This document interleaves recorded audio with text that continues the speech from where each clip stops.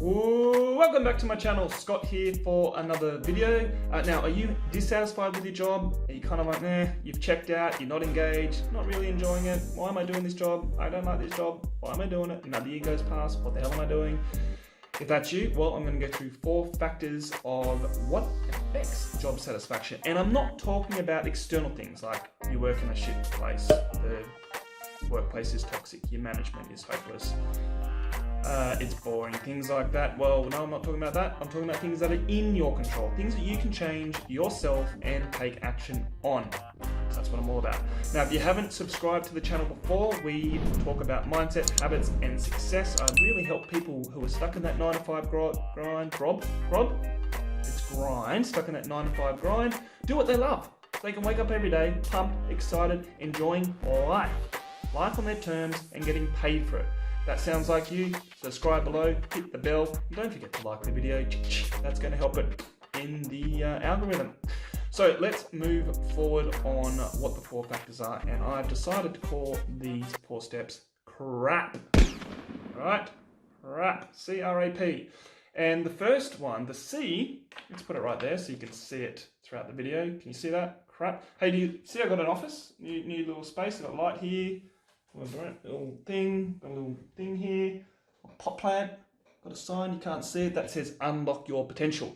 All right, let's get into it. The first one is change. And I don't mean change, like change your shirt, wear something different to work, wear your underwear at home instead of wearing a tracksuit. I don't mean that. I mean change jobs, change business, change what you're doing so you're more aligned to your values. You're more aligned to your purpose, your passion, if you want to use that word, right? So, a lot of people are doing something for the wrong reasons.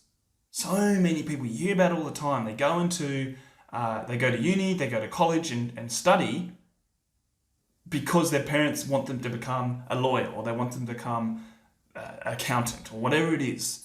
And then they're stuck in this job that they don't like for the rest of their life. Or they've got pressures from what they're going to look like from their friends and their family if they leave that job and then go do something that you actually really love and take that risk so you can be happy, but you're worried about how that's going to look, right? So that is very, very common, but enough's enough. It's a new decade. What a perfect time to make change in a new decade. 2020, new year, new decade, clear the slate, what I want to do, and create that happiness, create that job satisfaction, okay? So that is one of the major factors. People are just in the wrong job. So yeah, you need to make some changes. And I talk about this a lot, but pretty much you just need to have a look at what lights you up, what you like to talk about, what you like doing, and write those down. And then you kind of look at that. Either you seek out a coach, seek out a mentor, chat to a best friend or someone that can help you brainstorm this. You could send a couple of texts out to your best friends and say, hey, what do I like to talk about? Like if you're stuck for things, brainstorm with them, right? Otherwise, I say get a coach. I mean, that's one of the first things I do with clients is actually make sure that they're in alignment to their values of what they're doing so they can be happy, fulfilled, and successful, paid for what they love. So huge part a huge reason of why there's a lack of job satisfaction. Number 2 is results. The results that you're getting in your business, the results that you're getting for the company that you're working for. Okay, so your performance. A lot of the time, job satisfaction comes down to how well you're actually doing. No one wants to perform poorly. You don't want to run a business badly. You don't want to, be not getting the results, the money that you wanted to earn in your business, or reach a certain amount of people, or satisfy a certain amount of clients. Whatever your metric is, whatever your KPIs are, you don't want to perform below what you anticipate or what is expected of you. That is a horrible feeling. So we know that, right? So whether it's you're getting pressure from your workplace, or you see other people actually performing and you're just dragging the chain, or it's in your business, what can you do about it?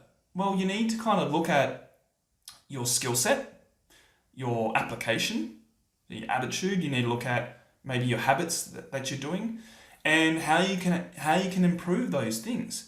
Do you need to do a course? Do you need to consume information and more knowledge? Do you need to practice more? Are you focusing on the right things? Are you focusing on things that are going to give you the maximum results, or are you kind of just spending time on things that aren't contributing to that. So you need to kind of prioritize what you're doing. It's probably a good idea as well to tie in what performing at a high level, what is that going to give you? So if you actually get out a pad and paper and write down performance, right? Performing better in my job, performing better in my business. Okay, and then next to that, put how is this going to actually, what are some good things that can come from performing better? And just write those things down.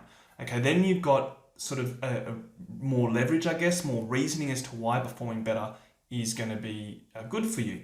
Because it's definitely going to be better for your job satisfaction, your business, your success, your happiness, your wealth. Okay, so if you're performing better, you're going to earn more money.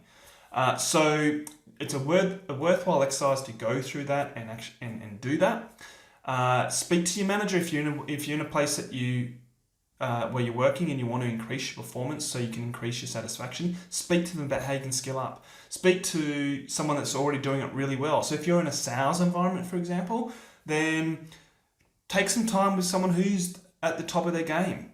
Pick their brain. See if your manager can allow you to listen to some of their calls. So just find ways to up your performance. And I know that's a bit of heavy lifting. I know it's a bit of extra work. I get it. I've been there. But it's worth it. And if you have your reasons why performing better, what it's going to do for you, written down, then that's going to be the driving force, the driving factor for you to do it. So if it means that, performing better is going to enable you to, make more money so you can set a life up for your family, or buy a property, or what is it going to enable you to do? So you might have buy a property, set up my life for my family, buy that car that I want, whatever it is that you want to have a list of those things because that's the leverage that you're going to use. Number 3 is the A, which is areas of life. So how are you in the other areas of your life? How's your health? How's your fitness? How about, how are your relationships? How's your relationship with your partner if you've got a partner? How about your family? How about your friends, right? What about, say, your personal development area? What are you doing to grow and to learn? Okay, so are you actually getting up? Are you exercising? You're eating the right foods? Are you meditating in the morning? Not that that's for everyone, but what are you doing to contribute to your overall well-being? Because that has a direct correlation to your happiness, to your fulfillment, to your success, and you need to make sure that you're at least filling up the cups in these areas as well. And if you're a 2 in health, well, sorry to say, but that's going to really, that's going to hurt you, right? So if you're grinding it hard at your business and your other areas you're not focusing on, that's not going to help you. So we need to look at what's the whole package and what areas can I actually work on and put into my schedule, into my week to do. All right. And I get people say they don't have enough time to do this, they don't have time to, but you know what? I don't believe that. I think that there's people that are disorganized and organized. There's people that are efficient and not as efficient. And I know that some people have it really tough. I know that. But generally, people can fit time in. They can prioritize to fit these other areas in to ensure that they've got a nice, well-rounded package to have fulfillment, success, and happiness in their life. So life mastery in all areas can bring that enjoyment. And you'll find that I know because I've tried stopping things, good diets. For example, for me now, this month, I went on a super healthy diet, pretty healthy anyway, but I cut out the extra things after the Christmas feasting. And what are we now? Like we're a couple of weeks into January. I feel amazing already. I feel more energized. I don't need to sleep as much. And I pretty much can go the whole day. Like I can do 14, 15, 16 hours straight if I wanted to. And that incorporates me getting up, doing my stuff, and then hanging out with the kids for a bit, and then just smashing out my work, talking to clients, being enthusiastic when I'm talking to my clients in coaching, and doing videos and have energy, just all round application and loving it, right? So it can be tricky to do that if I don't have my diet right and I'm not going to the gym and I'm not doing my cardio if I haven't groomed and built good relationships with my partner, my friends, had the right circle of people around me, how to have a plan for wealth accumulation and being happy with that because you're getting results in that area as well. So all this is making a happy life, okay? And that is contributing to me being satisfied with what I'm doing. Obviously, I'm aligned to my values, like I'm doing what I love, but on top of that, I've got these things in check as well. So have a look at the other areas of your life, and that's going to go a long way for you. And the last one, the P, is perspective.